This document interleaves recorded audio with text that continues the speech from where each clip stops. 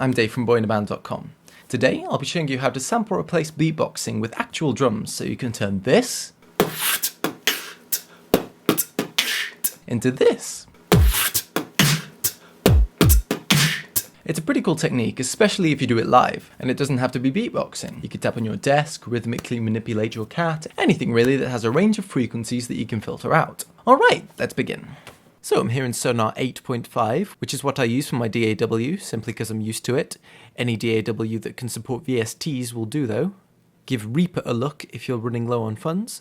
And what you need is this plugin here called Replacer by boxsounds.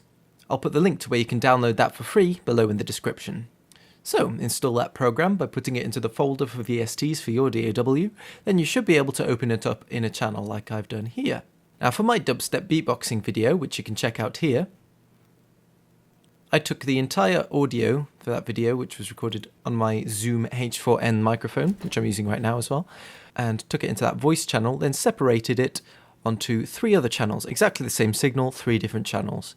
Then I've got one for the kick drum, one for the snare, and one for the hi-hat. And this one down here is a guide. It's quite useful to be able to turn that on to listen along with what you're playing in these specific sample triggering channels. Now the basic principle is that each sound I make when I beatbox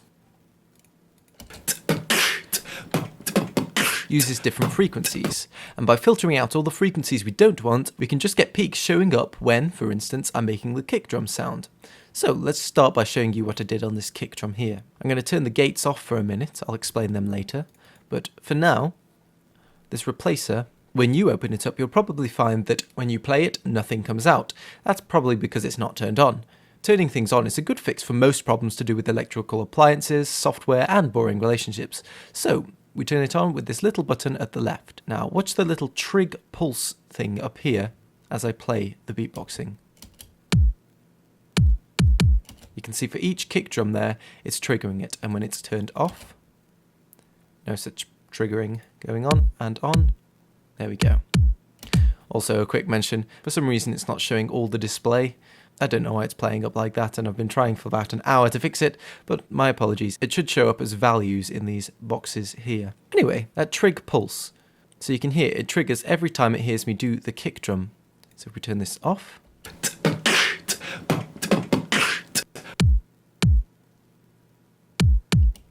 now this is because it's magic. Wizards have spent many years developing... No, I'm lying. It's because of this bandpass filter at the start of the signal chain in this device.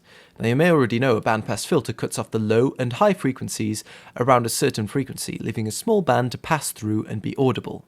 Now because the beatboxed kick drum is a bassy sound, this cut knob is quite low down, meaning it's only letting the bassy sounds through. It's detecting every time it hears a bassy peak. So in yours, all you'd need to do is turn it on and then make sure the bandpass filter with the gain quite high so it can hear it is set to just let through the frequencies for the part of the sound that you want to trigger the sample.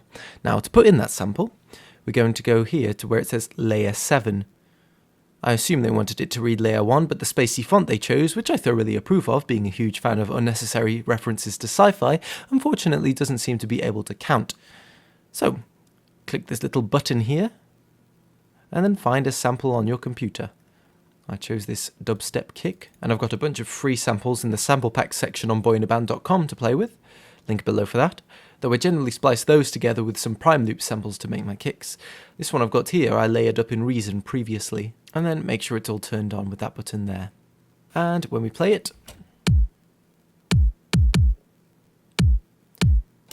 there, you can hear it hitting.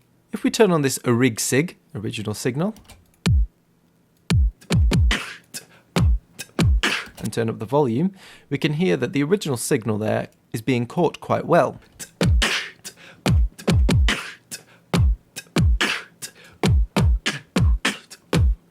Let's have a look at this one.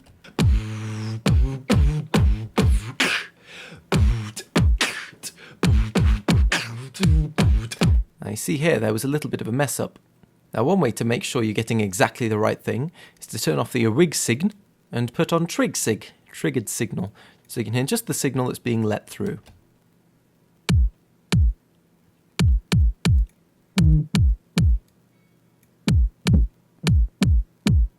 Turn off the trigger itself.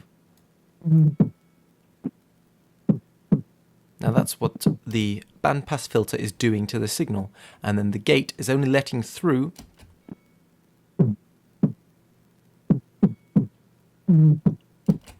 those sounds. And that just allows you to refine the bandpass filter a little bit. Cool technique. Now I'm quite happy with this.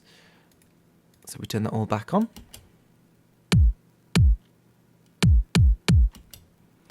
Just one last thing to mention, the resonance here, if you bring that up, it sometimes makes those peaks a bit louder so they're easier to be recognised by the replacer. So voila, kick drum down. Now let's move on to the snare. Now with the snare, for dubstep I generally do a kind of sound rather than a for dubstep beatboxing. It just feels punchier that way, but I found it was much harder to differentiate between kicks and snares if I just did and because they both have the similar kind of frequency content. So I had to do that. But regarding the sample replacement, I really struggled to get the bandpass filter working from just the replacer alone. Fortunately, Sonar comes with a great gating plugin by Sonitus FX. So I've got two on here.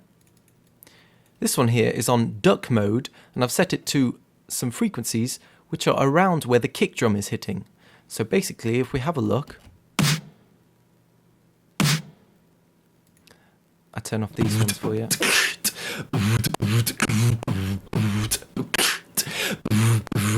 You can hear it's cutting out just the peaks of where those kick drums are hitting. That way the kick drums don't get accidentally made into snares. Quite cool. And then the second gate,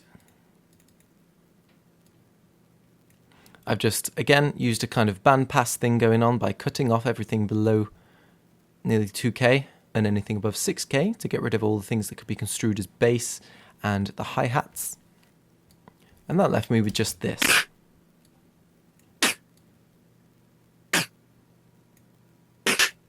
Quite cool, only the snares. Then it was just simply a case of chucking on replacer and dialing in the bandpass filter to the right place.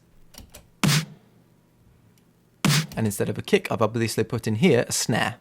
Now the hi-hats were even more of a challenge. The snares and kicks were both louder than the hats, so I used that to my advantage. I changed the gate plugin here to duck mode again to get rid of the kick. We take a listen. A couple of limiters there, just making it louder. So firstly, I got rid of the kick.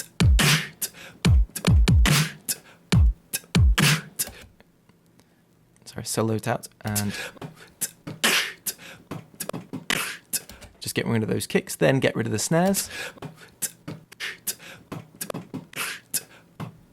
And that makes those hi-hats have some really prominent peaks, as you can see there. Then I fed that into the replacer with some limiters bringing up the volume as well as the gain in the replacer. With the dubstep hi-hat sample in there. And altogether, that gave me this. From this.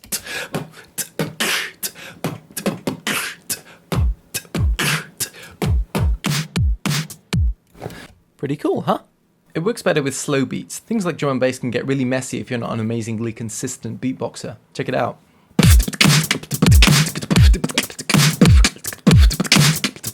But for dubstep or hip-hop, it's amazing. Hitting like and favourite help my videos climb up YouTube's rankings, so hit them if you enjoyed the video, and subscribe to see my weekly videos and tutorials. Be sure to watch the dubstep beatbox video if you haven't already, and check out my previous tutorial video here. Cheers for watching, you guys, and have a nice day!